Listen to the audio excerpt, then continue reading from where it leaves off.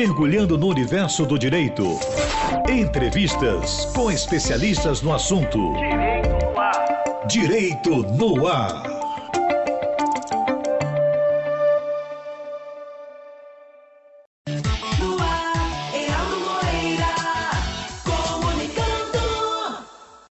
Olá, meus amigos e minhas amigas do Direito no Ar, da Rádio Timbira, em sintonia com você.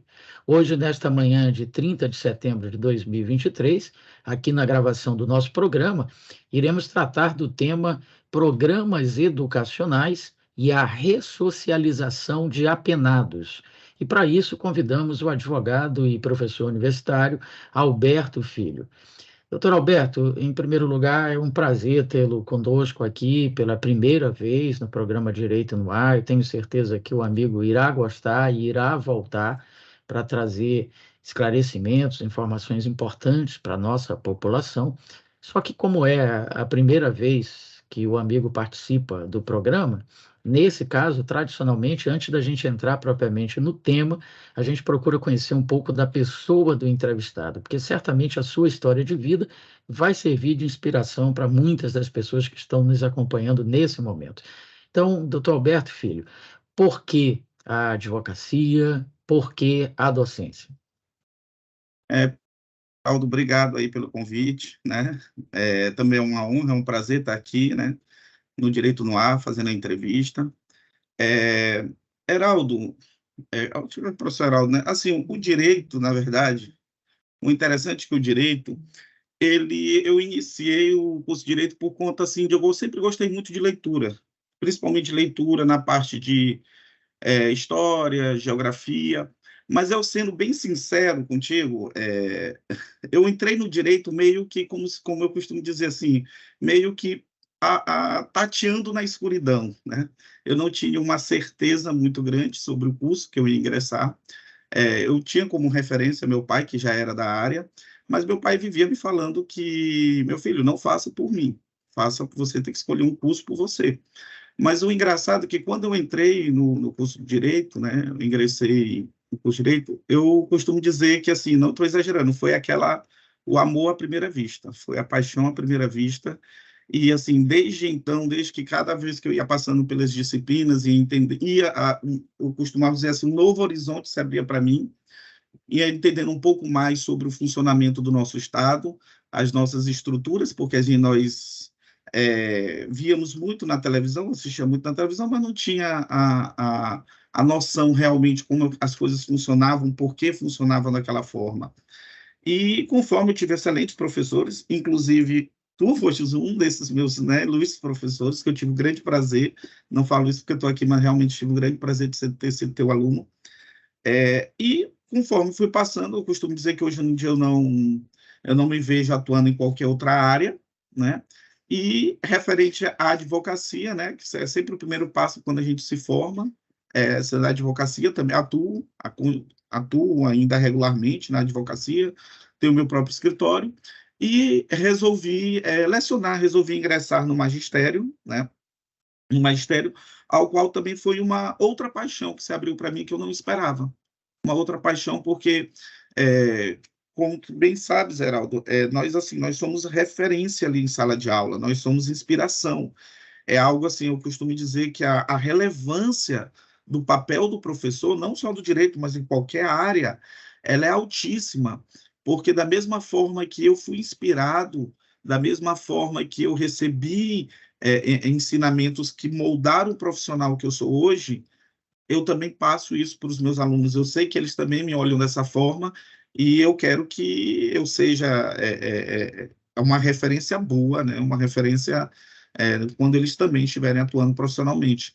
Então, assim, é uma paixão que, assim, eu acredito que além da gente contribuir com a sociedade, não é só no âmbito profissional, não é só no âmbito financeiro, mas eu acredito que ele também tem uma contribuição social também. Perfeito, eu acho que retratou bem as duas dimensões de atuação do doutor Alberto Filho, e tenho certeza que tu deves ter essa mesma sensação hoje, né, como professor. Eu divido os meus ex-alunos em 3 categorias: aqueles que a gente esquece, naturalmente esquece, porque não tiveram qualquer relevância durante ali o período acadêmico, aqueles que a gente faz questão de esquecer, porque acabaram dando algum tipo de problema, criando dificuldades, queriam um caminho mais fácil, né? Ontem mesmo, aplicando uma prova, eu peguei uma aluna com o celular entre as pernas lá, tentando colar. Então, esses aí a gente faz questão de esquecer. E tem Sim. aqueles que a gente faz questão de lembrar, né? De dizer, poxa, eu tive o privilégio de ser professor desse cara. É o caso, por exemplo, aqui do meu amigo Alberto Filho, com quem eu convivo quase que diariamente ali nos corredores da instituição acadêmica onde nós trabalhamos. Até pela oportunidade também de aliar esse episódio, ter tido o privilégio de ser teu professor, com o fato de conhecer teu pai há muito tempo mesmo, ele ter sido amigo do Sim. meu pai, enfim. Então, é ali uma cadeia de emoções. Mas, enfim. Bom, vamos para o tema de hoje: programas educacionais e a ressocialização de apenados. Eu imagino que o interesse do professor Alberto Filho por esse tema seja em função da atuação dele, tanto como advogado, como professor, na área do direito penal, do processo penal. Seria isso mesmo, professor? Exatamente isso, Heraldo. Exatamente isso. Na verdade, essa temática que nós estamos trabalhando hoje foi a temática, claro, muito mais aprofundada lá do meu mestrado, da minha dissertação do mestrado, ao qual eu tive a oportunidade de fazer uma pesquisa.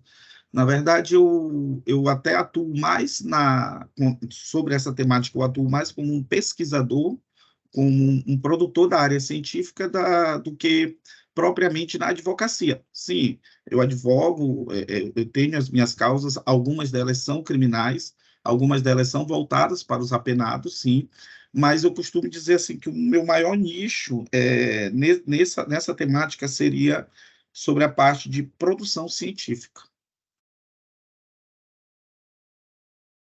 Perfeito. Então, vamos embora falar sobre essa pesquisa que foi desenvolvida pelo Dr. Alberto Filho no seu mestrado, né, sobre esse tema, e os resultados encontrados.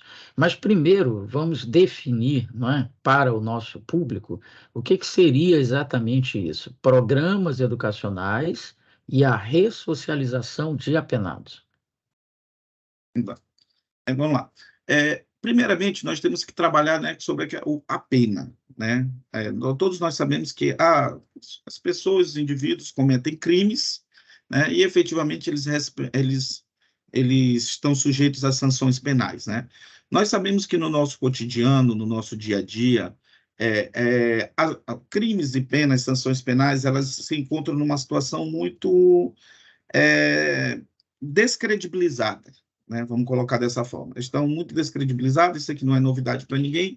Muitas pessoas falam, as penas não servem para nada, e muito menos ainda a esperança, o descrédito, vamos dizer, é quando nós falamos sobre a ressocialização, né? A pena, o que viria a ser a pena, né? A pena, ela é uma espécie de castigo, né? Uma espécie de suplício, uma espécie de castigo que o Estado dá ao indivíduo que comete algumas infrações penais, comete determinadas condutas que são proibidas por lei, né? E aqui nós vamos trabalhar com as infrações penais mais graves, ou seja, aquelas que o indivíduo fica recluso em uma unidade prisional. Nós temos variadas modalidades de penas, inclusive penas de dinheiro, pagamento de dinheiro e multa, mas nós vamos trabalhar mais aqueles indivíduos, aquele grupo de pessoas que sofrem que nós chamamos de pena privativa de liberdade, aquelas que sofrem uma privação de liberdade. Fica dentro das unidades prisionais, ficam dentro das penitenciárias, né? A pena, ela tem três funções básicas. Ela pode apresentar um aprofundamento maior, mas ela tem três funções básicas. A primeira, a pena seria no sentido de retribuir, é a retributiva, é a função retributiva. Como assim? Castigar, é pagar o mal pelo mal. É o que nós recebemos desde o princípio, desde a nossa criação com nossa mãe, o pai, quando a gente faz alguma coisa errada, você recebe um castigo, né? Você recebe uma pena. Então, ela vem desse mesmo sentido, função retributiva, né? Você sofre algo, você sofre um castigo, um suplício, por conta daquela má conduta. A pena, ela também tem uma função preventiva, que seria uma função para proteger a sociedade da ameaça de futuros delitos, né, de futuros delitos. Então, o Estado, ele aplica a pena ao indivíduo para que outros olhem a situação do indivíduo que for apenado e não desejam, não querem, ficam com um temor de receber aquela sanção, de receber aquela penalidade. Seria parecido também, novamente, né, como falando de tratamento de criança, é quando você vê o irmãozinho, o amigo, a irmãzinha, recebendo uma pena, recebendo um castigo do seu pai e de sua mãe porque fez algo errado, né? Então você olha e fala, eu não quero isso para a minha vida, então eu não vou fazer. Isso também é uma proteção social, né? Por muito tempo, as funções da pena ficaram restritas a apenas essas duas. Só que nós temos que entender, que eu costumo dizer, que é para desmistificar um pouco desse entendimento, raciocínio, que lugar de bandido é na cadeia. Eu costumo dizer, claro, sem querer proteger ninguém, mas eu costumo dizer que esse é um pensamento perigoso, propriamente dito. Ele é um pensamento perigoso, né? Ele é um pensamento perigoso. Por quê? Porque, na verdade, nós vamos ter que classificar quem são os bandidos, né? Quem são os criminosos? Porque se nós fizermos uma análise bem superficial, criminoso é aquele que praticou crime. Professor Heraldo, se nós irmos por essa análise, né, criminoso é aquele que praticou crime, eu costumo até falar para meus alunos, né, falo brincando, mas com fundo de realidade, então todos nós somos criminosos. Todos nós somos criminosos. Ninguém. Nem eu, nem você, meu amigo, nem ninguém podemos fugir dessa realidade. Aí os alunos já começam até a se chocar. Como assim? Porque em algum momento da nossa vida nós praticamos algum crime. Em algum momento. Muitos alunos respondem, não, eu nunca pratiquei crime na minha vida. Em algum momento, se você baixou um produto da internet sem pagar o direito autoral, você já cometeu violação de direito autoral. Se você comprou um produto pirata, você já cometeu o crime de receptação. Se você viaja, traz para cá e não paga a devida tributação, você responde pelo crime de descaminho. Se você já entrou num conflito físico com alguém, lesão corporal, se você já falou mal de alguém, eu brinco até dizendo, se você dizendo fulano é feio, né, seu tal, e profere a palavra, né, ofensiva, você já cometeu crime de injúria. Então, ninguém, né, está inatingível disso. Nós temos falhas, faz parte do indivíduo humano. Nós somos falíveis, faz parte do indivíduo humano. É claro que não é porque em algum momento você cometeu o crime que nós vamos abraçar o crime. Não, abraçar o crime. Obviamente não. É claro que nós temos sempre que observar para fugir, né, para evitar a prática desses delitos. Então, mas a gente não pode se separar propriamente dito. Então as pessoas também respondem, mas nós estamos falando das pessoas que praticam os crimes mais graves, professor. Nós estamos falando de roubo, nós estamos falando de estupro, nós estamos falando de homicídio. Sim, o que é uma verdade, que alguns são crimes hediondos, crimes de um potencial ofensivo imenso, faz uma mácula social muito grande, mas também da mesma forma que nós temos vários crimes de colarinho branco, nós temos vários crimes relacionados à corrupção que afetam a vida de milhares e milhares de pessoas, diferente às vezes da pessoa que cometeu um assalto, mas que afetam milhares de pessoas, alguém, um político, um servidor público, um particular, desvia verba da saúde pública, mata milhares de pessoas. Desvia verba da educação, acaba levando as pessoas à morte ou até à própria criminalidade. E aí, o que nós fazemos com muitas dessas pessoas para evitar aqui a hipocrisia? Nós queremos nos relacionar com elas porque elas normalmente têm um grande poder aquisitivo. E aí às vezes nós não dizemos, não é comigo isso, são com os outros. Então, nós sempre colocamos essa ideia do criminoso, do pecaminoso, né, no sentido já mais para o outro, e não para nós, o que já começa, né, um erro. Então, Isso, então, quem é que o Estado vai definir quem é e quem não é criminoso? Quem é que o Estado vai definir que ele vai perseguir para colocar dentro da unidade prisional? E agora a gente fala do Complexo Penitenciário de Pedrinhas, onde eu fiz a minha pesquisa.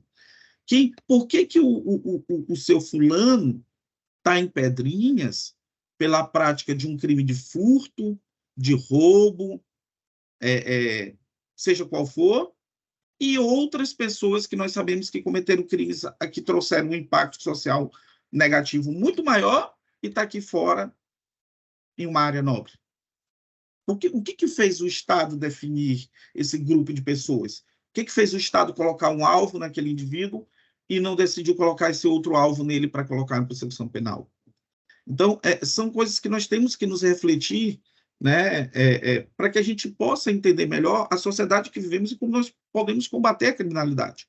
Porque o direito penal, a pena, ela serve para isso. No fim de tudo, o direito ele serve para trazer harmonização, pacificação social, reduzir criminalidade, trazer segurança pública, para que nós possamos viver em coletividade de uma forma harmoniosa, para trazer bem-estar. Então, aí que nós falamos da terceira função da pena, né, que é o que nós chamamos de função ressocializatória. Ressocializar. O que significa ressocializar o apenado? Agora nós estamos nos referenciando àqueles indivíduos que estão agora nas unidades prisionais, né, que muitos deles estão respondendo por uma pena, por uma infração penal.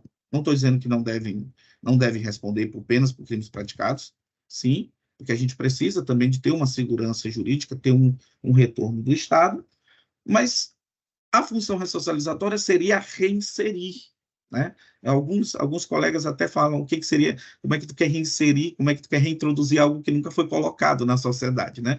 Mas seria reinserir, seria reintroduzir ao meio social.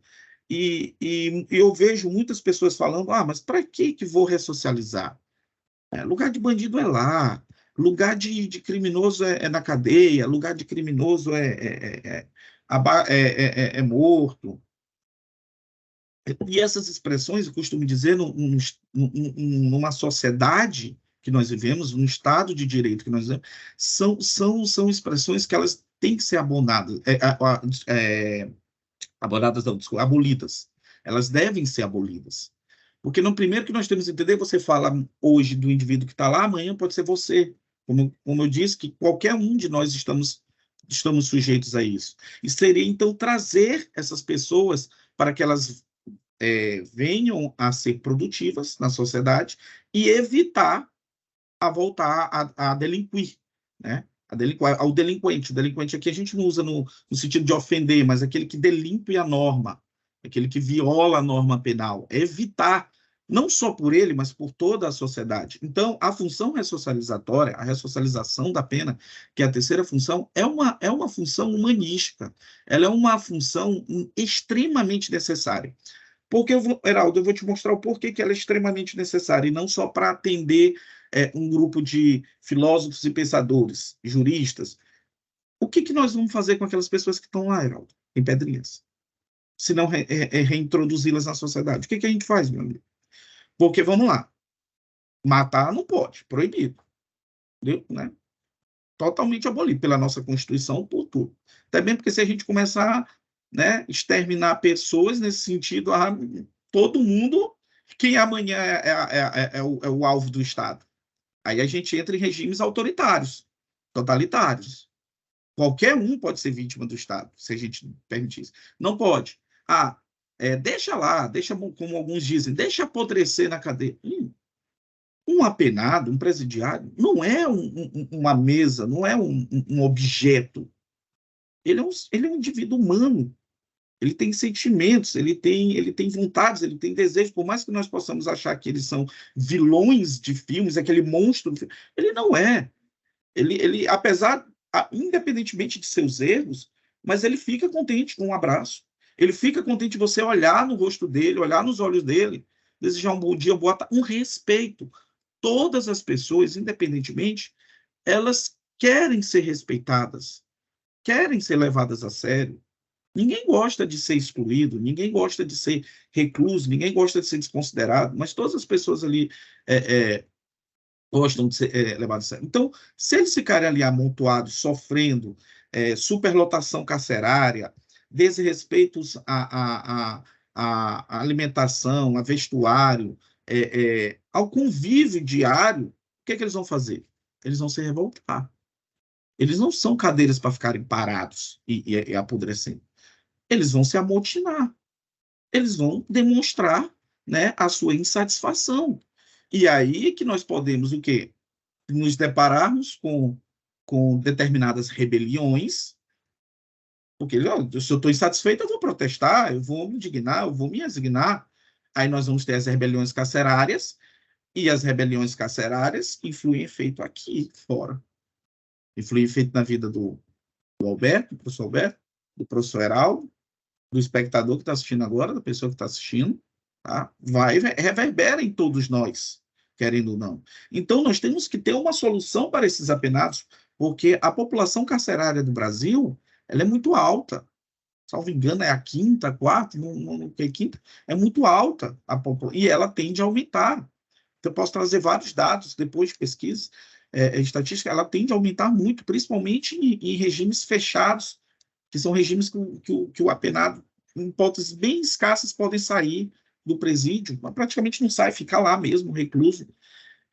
Então, nós temos que ter uma solução para essas pessoas, e essa solução, por mais de que ela seja descredibilizada, por mais que ela não seja muito acreditada, mas ela tem que ser reforçada, ela tem que ser pensada, reforçada, que é trazer para cá, para quando o indivíduo ele vai terminar de cumprir a pena dele. Ele terminado de cumprir a pena dele, ele vai voltar para cá. E é importante que ele não volte a delinquir, porque senão nós voltamos ao estaca zero, nós voltamos à fase 1. Não adianta, o sujeito cometeu o crime, de novo, virei vítima dele. É que nem muitos falam, o sujeito estava bem aqui assaltando, deu um tempinho, já estava bem aqui de novo assaltando. Ele voltou a delinquir. Ele voltou e o apenado, como costumo dizer, ele também traz despesas para o Estado. Ele traz despesas para o Estado, ou seja, consequentemente, traz despesas para nós, para os indivíduos que não fazem parte do grupo carcerário. Então, não podemos alimentar esse ciclo vicioso. Então, nós temos que ter uma solução. E a solução, com base que nós temos na nossa Constituição, é unicamente a ressocialização. Evitar, reduzir a criminalidade. Eu sei que não é uma solução fácil e simples de ser resolvida, e que eu costumo dizer que ela não vai ser resolvida somente pelo direito penal. Eu costumo dizer para todos os meus alunos, redução da criminalidade, direito penal, não é a solução final para reduzir a criminalidade. Não é. Existem vários outros fatores. Vários outros fatores. Aqui nós vamos falar sobre educação, sobre qualidade de vida, em vários sentidos, em vários fatores, um amparo do Estado, uma possibilidade de tornar o indivíduo produtivo e autossuficiente economicamente, porque o indivíduo que não consegue pagar as contas, não consegue sobreviver, ele é empurrado para a criminalidade. Então nós vamos sempre dar essas assistências. Eu não sou contra programas assistenciais, pelo contrário, mas nós temos que entender que o indivíduo ele tem que ser produtivo por ele mesmo. Ele entender que, olha, para que eu possa sobreviver e viver nesse mundo no dia a dia, eu preciso trabalhar, eu tenho que produzir. Não adianta ficar na criminalidade, porque sempre eu vou ter esse conflito, né? Então, aí nós temos a importância da função ressocializatória, ao qual a gente não podemos desistir. Eu sou, né, Heraldo, inclusive alguns colegas meus criminalistas, principalmente advogados, professor Heraldo, que falam, Alberto, tu és um romântico, apaixonado, idealista. Eu falo, mas eu tenho que ser. E olha que eu não estou dizendo que é algo só que está na ficção, porque como eu fiz pesquisa, eu sei que a ressocialização existe. Eu até falo para o espectador, gente, ressocialização existe, não é algo que só está nos livros. Não é algo que é só discutido no governo. Ela efetivamente existe. O problema é que nós temos uma incidência muito pequena. E para quem não atua na área, não consegue enxergar essa incidência. É verdade. Não consegue. E ela é uma incidência pequena, isso é inegável. Mas ela existe.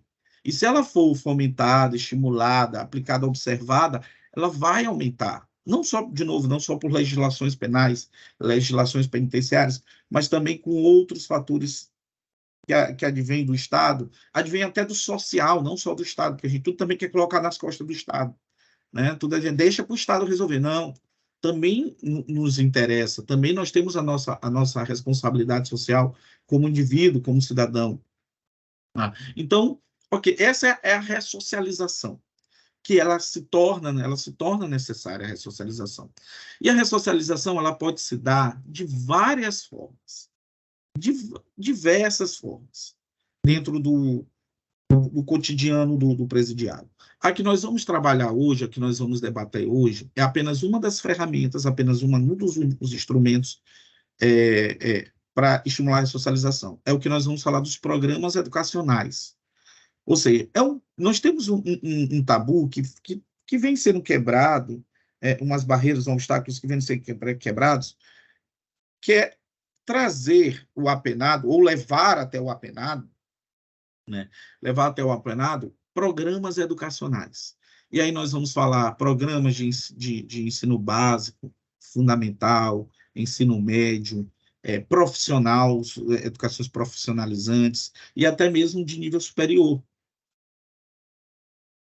Seja fora dos presídios, seja dentro dos presídios.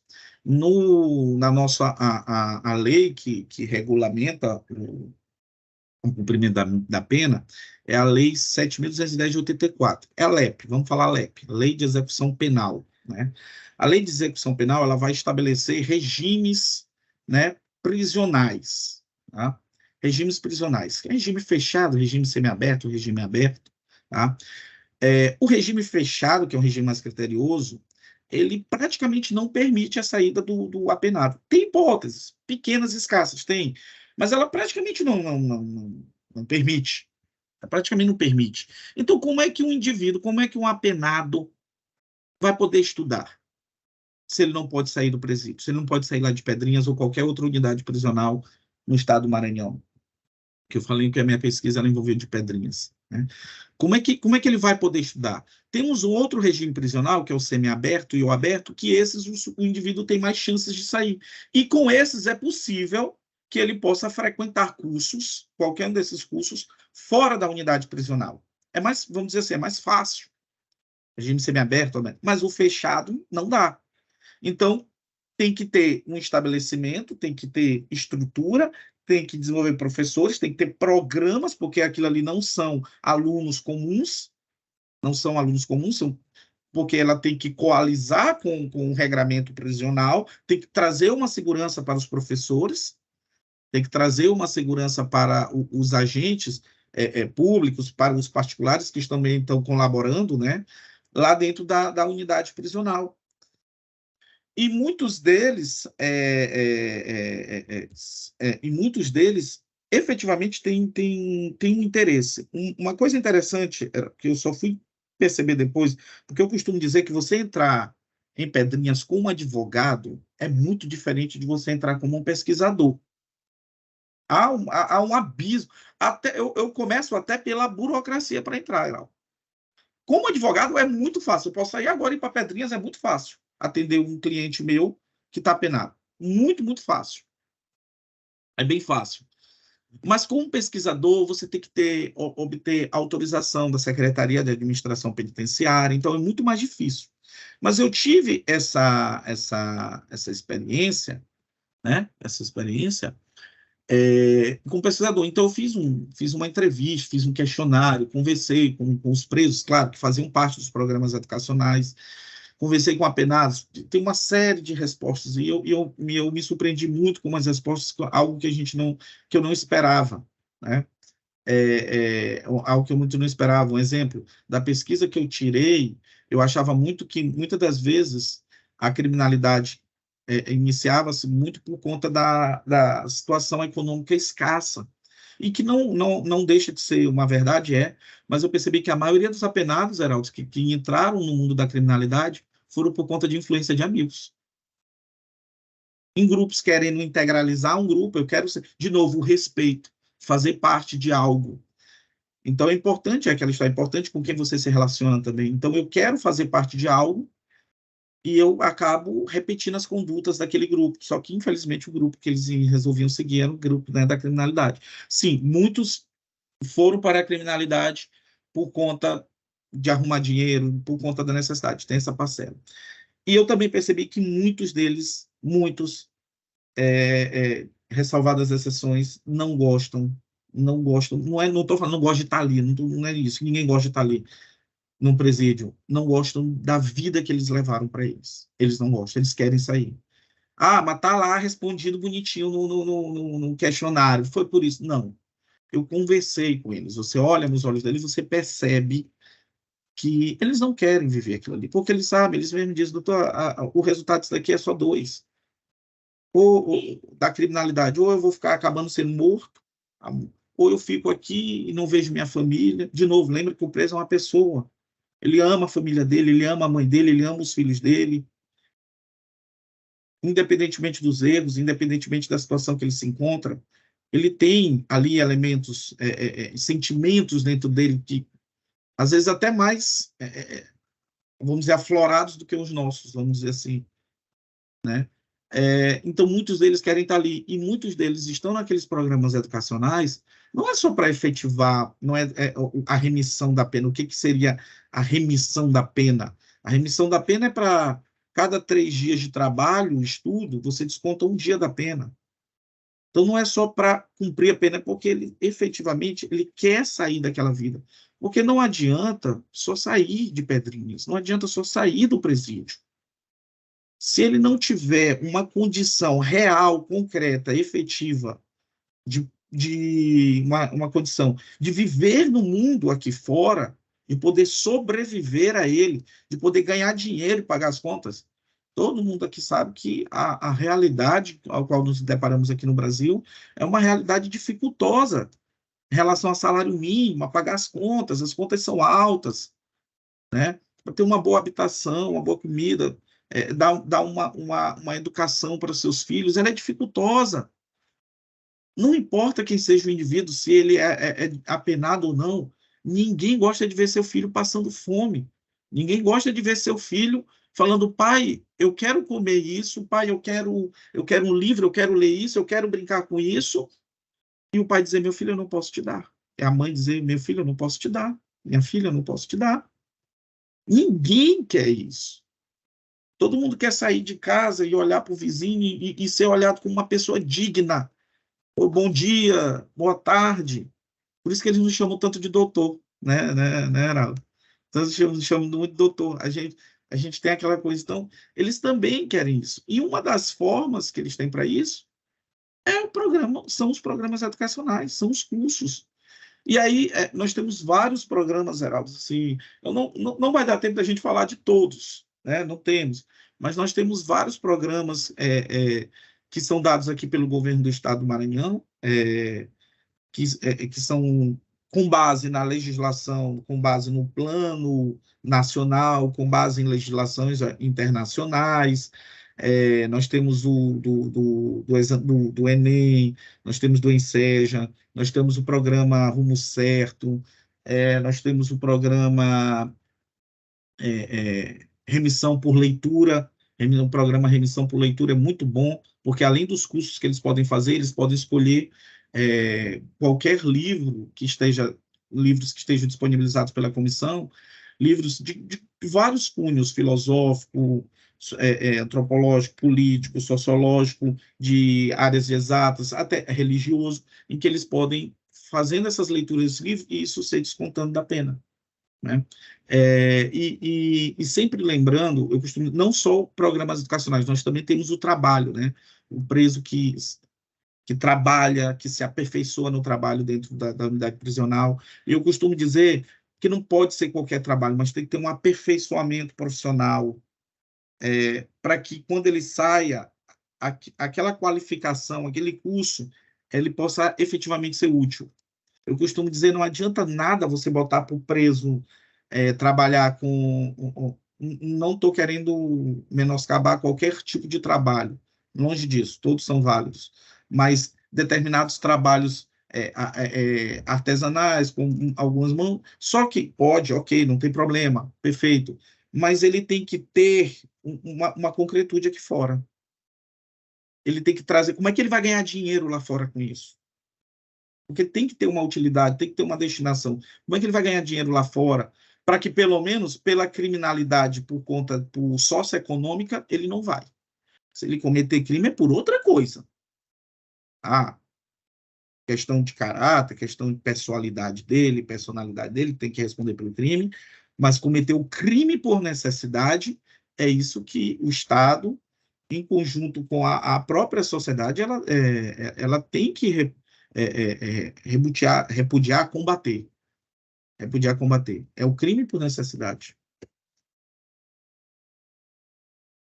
Bom, eu não tenho dados sobre a pesquisa do Dr. Alberto Filho, por isso eu vou fazer essa pergunta. O senhor colheu dados, imagino pelas suas respostas que a pesquisa tenha sido qualitativa, né? Porque você fez questionários, ouviu as pessoas, ou talvez seja quali e quanti, né? Tenha também dados estatísticos, sempre importantes, né? Pois é. Qual foi o período? Foi antes de 2015 ou pós 2015? Depois eu vou explicar o porquê da pergunta. O período dos dados que foram coletados foram de 2013 a 2019. Todos os dados, né? Eu fiz os dados, solicitei dados estatísticos pela SEAP, recebi do Infopem, do Ministério da Justiça, todos os períodos. Eu trouxe um quadro, né? De 2013 a 2019, mas a pesquisa, a aplicação do questionário, ela foi feita em julho de 2019, antes da pandemia. Infelizmente, eu não tenho, Heraldo, dados mais recentes. Eu até tenho um interesse em fazer uma nova pesquisa, trazendo atualização, ou então só mesmo fazer a busca por atualização de coleta de dados mais recentes, porque agora, com certeza, deve ter tido alterações significativas por conta da pandemia, né, que nós passamos. Mas elas foram colhidas em 2019.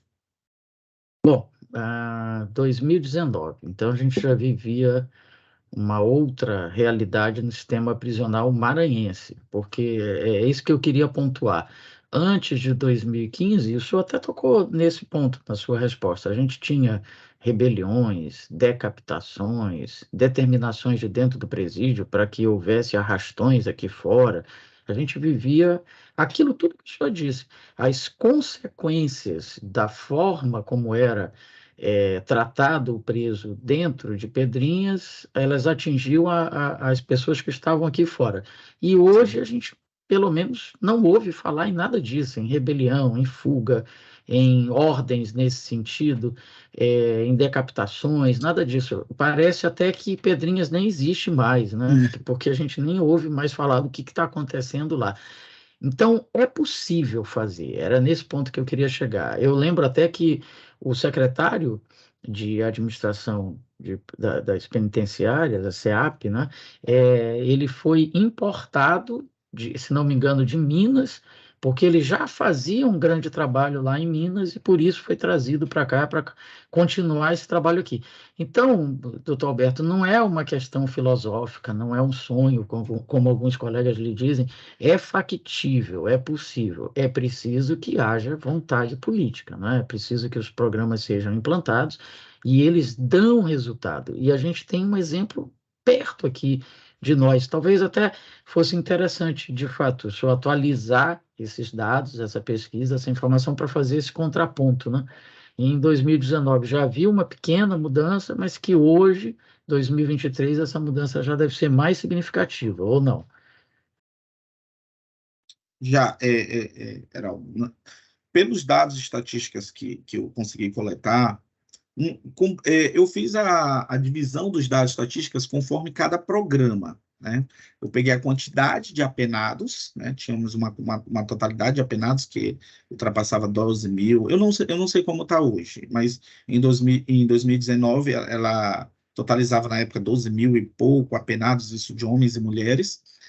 E eu peguei dessa quantidade de apenados e os programas educacionais, a partir da sua instituição e o progresso. Então, É impressionante a progressão que se deu sobre a alfabetização, né, a escolaridade dos apenados que aumentaram. Aumentaram bastante nesse período de 2013 a 2019.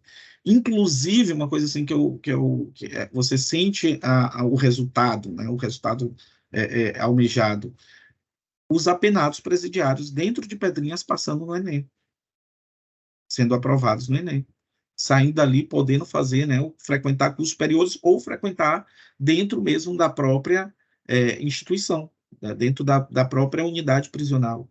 E como dizer que isso não muda, não impacta na vida da pessoa, né? Quando ela obtém essas vitórias, ela consegue ser observada, ela consegue sentir o retorno. Então, nós tivemos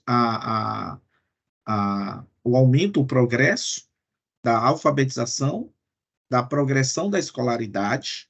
Nós temos vários, eu teria que parar aqui para olhar, para poder dar dados, eu não vou só soltar aqui sem certeza, mas você percebe uma progressão significativa, de alfabetização, escolaridade e de aprovação em cursos. Inclusive, eles recebem, está até previsto na lei de execução penal, que eles há um desconto maior da pena deles por conta dos certificados que eles obtêm.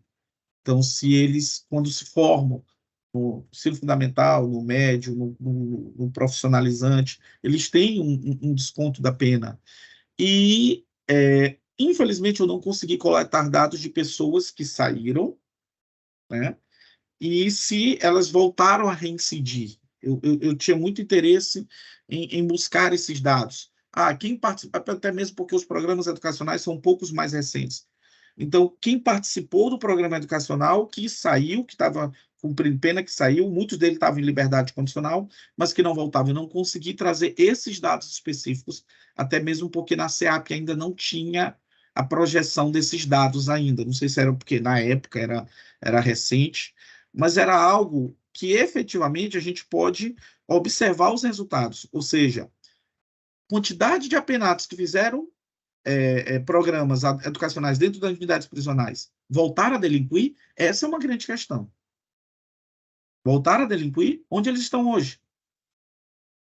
Se não voltaram a delinquir, o programa educacional estimulou, influenciou nisso? Com certeza. Com certeza influenciou. Pode não ter sido a causa determinante, mas um fator que estimula, que influencia, com certeza, isso é inegável, né? Isso é inegável. Então, com base nos dados estatísticos que eu trouxe daqui, né, que eu vi aqui, eu trouxe para cá, para o Maranhão, aqui, no Complexo Penitenciário de Pedrinhas só. Não verifiquei outras unidades prisionais tantos, mas no Complexo Penitenciário de Pedrinhas, eu consegui vislumbrar uma significativa progressão. Então, uma significativa mudança.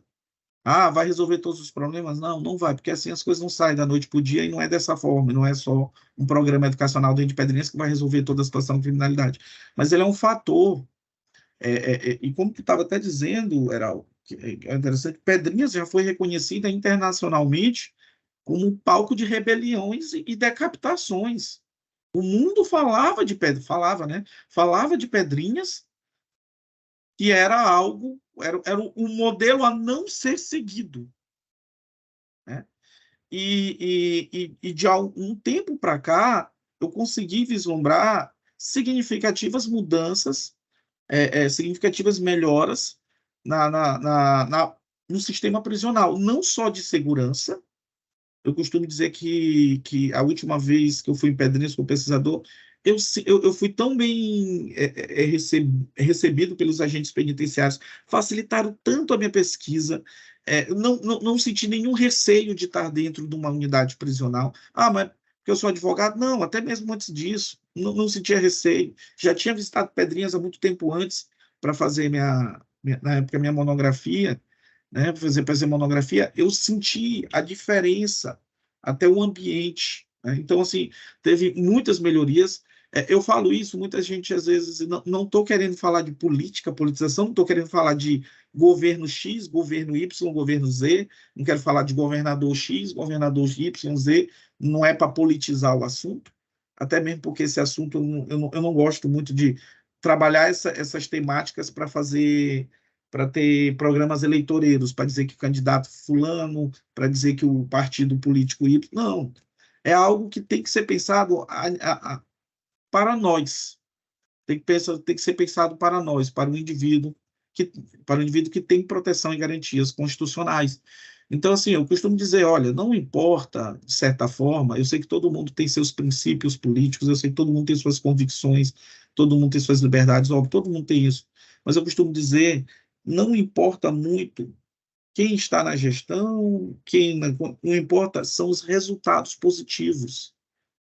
Está trazendo resultados positivos é algo que nós devemos reconhecer. Não para questão eleitoreira política em si, mas reconhecer no âmbito social. Foi algo bom, algo que foi positivo, algo que foi negativo. Tem que ser, por isso que essas políticas públicas, independentemente de onde vem, sejam o nosso presidente, o nosso governador, quem sejam os nossos parlamentares, elas devem ser analisadas para serem efetivadas e aplicadas. Eu costumo falar muito também para meus alunos, Geraldo. Eu falo, gente, não fiquem muito defendendo, não fiquem muito pensando num partido X ou num político Y. Pensa em você, pensa em nós, pensa no brasileiro, pensa no Brasil. Pensa no Brasil em si. Pensa no nosso dia a dia. Quem é que não quer sair de casa e ter segurança? Não ter medo, não ter receio, não ter temor de ser assaltado, de levar o seu carro, de você ser morto. Quem não quer sair de casa e verificar que as pessoas vivem numa situação socioeconômica saudável, salutar, onde você não vê moradores de rua, uma família inteira embaixo de uma caixa de papelão, de uma barraca armada, né? Uma barraca montada, né? Então, assim, eu costumo dizer, seja protetor disso, de um país melhor, independentemente do que for. Então, a gente tem que observar as políticas públicas, se elas estão atribuindo um resultado, se elas são sérias, são convictas, atribuem um resultado, e não só meramente eleitoreiras. Ah, mas ela veio de fulano de tal, eu não gosto. Não importa se ela veio de fulano de tal. Não importa. Todos nós temos nossas convicções, mas o importante é que tragam resultados positivos.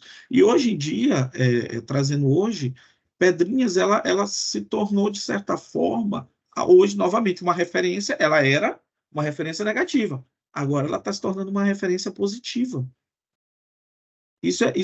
Eu acho isso muito importante. Eu acho que lá melhorou bastante nos últimos anos. E eu acho que esses programas, agora voltando para a nossa temática, né? Eu acho que esses programas educacionais, que apesar de, vamos colocar dessa forma, eles são, de certa forma, eles são recentes, nessas últimas décadas que eles são implantados, eles devem ter uma atenção melhor. Devem ser colocados, né?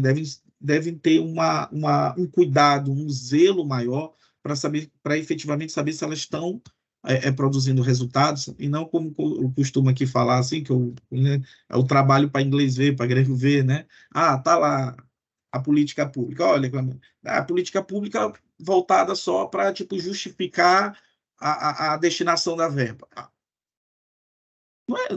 Ela tem que ser devidamente planejada, conversada, debatida, discutida e implantada efetiva para que ela realmente atribua resultados. Se não está atribuindo resultados, pensar por que não está atribuindo resultados, os resultados almejados. Como é que a gente pode reformular isso? A gente faz isso, Geraldo, na nossa sala de aula. Uma coisa, eu costumo dizer muito para meus alunos, eu costumo brincar muito com os alunos, o professor Carrasco é o professor bom, não, gente, não necessariamente. Um professor pode ser criterioso, tudo bem, mas eu costumo dizer que o melhor professor que nós temos, né, o melhor professor é aquele que a turma não consegue esquecer do conteúdo do que foi passado, a mensagem foi passada. O professor quis passar uma mensagem X e essa mensagem ficou aqui. Esse, para mim, é o melhor professor que nós podemos dar. Não importa se você ficou com 10, com 0, tirou 10, 0 com ele, entendeu? Então, quando eu vejo resultados, quando eu vejo os meus alunos, se tem um índice de nota baixa muito alto, né, as notas baixas, eu percebo que não há o conhecimento do conteúdo ministrado. Opa, alguma coisa aqui saiu da linha. Alguma coisa aqui, porque o meu resultado almejado não é chegar a dar aula, eu não vou para a instituição de ensino, dê aula, pronto, está aqui o assunto, tchau, vão embora, vocês se viram. Eu não sou professor desse tipo, não. Eu tento pegar o filho, vocês estão entendendo? Vamos lá, vamos perguntando, como é que é isso? O que é que eu passei? Eu dou feedback. Aí, quando eu vejo a resposta do aluno, olha, tu pode ter até tirado 7, mas eu percebi que tu aprendeu o conteúdo. Você entendeu, você vacilou, você, né, deu um vacilo aqui, deu um vacilo lá, mas você entendeu. São os resultados também. Tem que sempre observar os resultados, não para satisfazer um grupo eleitoreiro, para buscar reeleição, mas resultados mesmo que trazem algo positivo para a sociedade. Então, assim, eu costumo até falar, assim, até mesmo assim, para concluir o pensamento, esses programas educacionais, eles devem ser novamente reforçados e nós acabarmos com essa mentalidade, com essa coisa, que o criminoso ele tem que ser esquecido. O criminoso ele deve ser extirpado. O criminoso que eu falo no sentido do apenado. O apenado tem que ser extirpado, ele tem que ser anulado, ele tem que ser destruído. Não podemos fazer isso. Nós temos que encontrar uma solução para essas pessoas. Porque o destino dos apenados, dos presidiários, eles nos afetam. Eles nos afetam aqui fora. Eles podem realizar rebeliões de lá, eles podem realizar determinadas amotinações de dentro da unidade prisional e trazer para cá, para a via pública, aqui para o seu condomínio, para a sua casa. Né? Então, é algo que não pode ser esquecido. E eles um dia vão sair de lá. Eles vão um dia sair de lá. O que ocorre se saem de lá e eles voltam a delinquir? Então, a quantidade de criminosos, de apenados, a criminalidade ela vai aumentando e em algum momento isso vai trazer eu costumo dizer, uma certa, né, um certo surto, vamos colocar assim, vai entrar num estado de crise, eu costumo dizer. Esse é o perigo, entrar num estado de crise. Perfeito. Estamos conversando com o Dr. Alberto Filho, advogado e professor universitário, sobre programas educacionais e a ressocialização de apenados. Dr. Alberto, já estamos na reta final do nosso programa, é uma pena, passou muito rápido, foram muitas informações relevantes, porque a conversa estava boa, né? Senão a gente estaria preocupado até com o tempo. Não estávamos, porque estava fluindo. Para concluir a nossa entrevista, eu vou lhe fazer uma última pergunta, já puxando aqui para a minha paixão, que é o esporte e tal. Além do direito, você sabe, eu trabalho também com o esporte. Dentro desses meios de ressocialização que o senhor colocou, o principal deles, que foi inclusive o que o senhor estudou na sua pesquisa, é educação. Aí também falou do trabalho, né? Há projetos também no sentido de fazer a ressocialização, de alguma forma utilizando o esporte, ou isso está dentro dos programas de educação? Heraldo, com certeza há possibilidades de projetos desportos para serem aplicados aos apenados, com certeza. E tem, a meu ver, tem a mesma potencialidade de funcionalidade com programas educacionais e de puramente trabalho. Então, de vários elementos nós podemos utilizar: educação, trabalho, esporte, questão cultural, religioso também, elas podem servir. E, a meu ver, no meu entendimento, devem ser cada um projetos diferenciados um do outro. Pode até haver uma interdisciplinaridade, uma correlação entre esses projetos. Mas, a meu ver, é perfeitamente sugerido, né, perfeitamente recomendado. Eu só não posso te dar uma certeza, meu amigo, porque não foi o meu objeto de pesquisa, não foi o que efetivamente eu fui buscar, mas eu não posso te afirmar se tem um projeto específico voltado só para a área do esporte. Na coleta de informações e na pesquisa que eu realizei no âmbito educacional, puramente educacional, eu só vi no âmbito educacional e de trabalho. Eu não vislumbrei de atividades esportivas, de desportos em geral. Mas nada impede de ter, se tiver. E se não tiver, por favor, que tenha. Por favor, que tenha, porque também é extremamente válido, porque nós também, eu costumo dizer, mas como é que isso vai ressocializar no sentido econômico? Não é só no sentido econômico, mas no sentido social. E nós também sabemos que as atividades esportivas movimentam todo o mercado. Movimentam o mercado. Não só puramente dos atletas, mas de toda uma equipe. Inclusive, aí temos a formação de educação física, né? Formação de educação física, que também atende, além da área de saúde, social, e ainda pode atender a área financeira, econômica, porque ele pode ficar autossustentável trabalhando, né, atuando nessa área, né, sei lá, numa comissão técnica. Não é aqui, eu já estou já está muito no meu, da minha área, Heraldo, já não está muito mais na área, aí já fica mais contigo da tua área, mas eu acho, assim, perfeitamente também válido. E, como eu disse, eu acredito que tenha, não tenho certeza, mas se não tiver, por favor, que já desenvolvam projetos nesse sentido e colocam em prática igual a todos os outros. Porque eu fiquei viajando aqui pensando, né, que eu lembrei de um fato que talvez o doutor Alberto não conheça, por ser bem mais novo do que eu, mas a gente já teve aqui um ex-zagueiro de futebol profissional no Maranhão que cometeu um homicídio, foi preso. Então, assim, era um talento que estava aqui fora que foi parar lá na prisão. Eu imagino que haja o inverso também, né? Que a gente tenha talentos lá dentro da prisão que poderiam, ao invés de estar no crime, estar desenvolvendo uma atividade muito bem sucedida no esporte, como um atleta de alto rendimento. Fiquei imaginando também aqui o seguinte: passa o dia todo lá preso, por que não se dedicar ao condicionamento físico, à educação física, né? Enfim.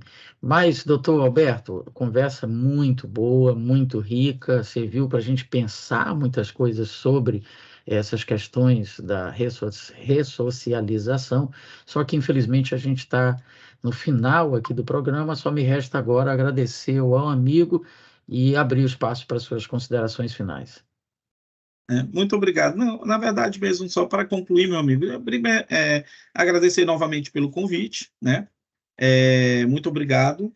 E assim, novamente, sempre passando as palavras finais, né, para quem estiver assistindo, a gente sempre olhar também um pouco do nosso coletivo, do social, olhar um pouco para o próximo, até aqueles que nós, vamos colocar assim, nós marginalizamos, né, porque a vida do próximo, ele também influencia na sua vida, né, ele também influencia. Então, nós não vivemos só, nós vivemos em coletividade.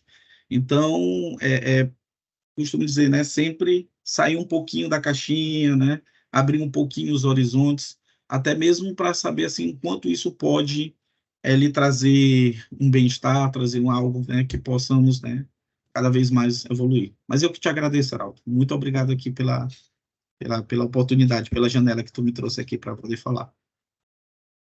Valeu, nós que ganhamos com a sua presença, o advogado e professor universitário Alberto Filho, que conversou conosco hoje sobre programas educacionais e a ressocialização de apenados. Então é isso, um forte abraço a todas e a todos e até a semana que vem com o seu Direito no Ar.